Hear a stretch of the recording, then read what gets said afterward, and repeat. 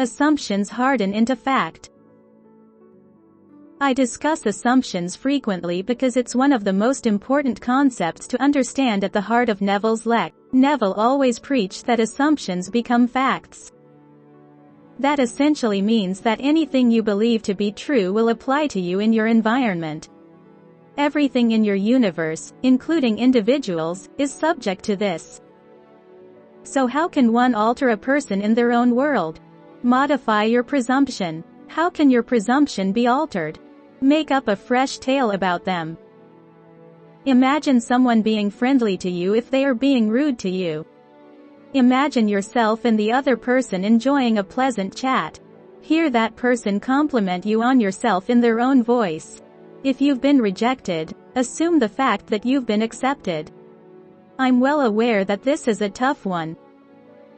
Despite what your senses may be telling you is true, keep believing that new story. Because, once more, your consciousness is what generates your reality, and it begins with what you take to be true.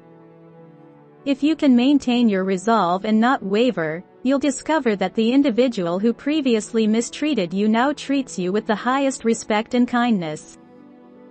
This fact has been proven to me and countless others dozens of times. It's difficult to build that muscle of assumption, because we have been taking feedback from our environment for so long. Like a workout, this muscle will get stronger over time if you nurture it properly with rest and nutrition, which are meditation and self-concept related practices. Initially, it can get slightly frustrating because it would feel fake, almost like an episode of denial. But it's important to remember that assumption is appropriation of that which isn't evident to our five senses. This automatically implies the denial of its absence.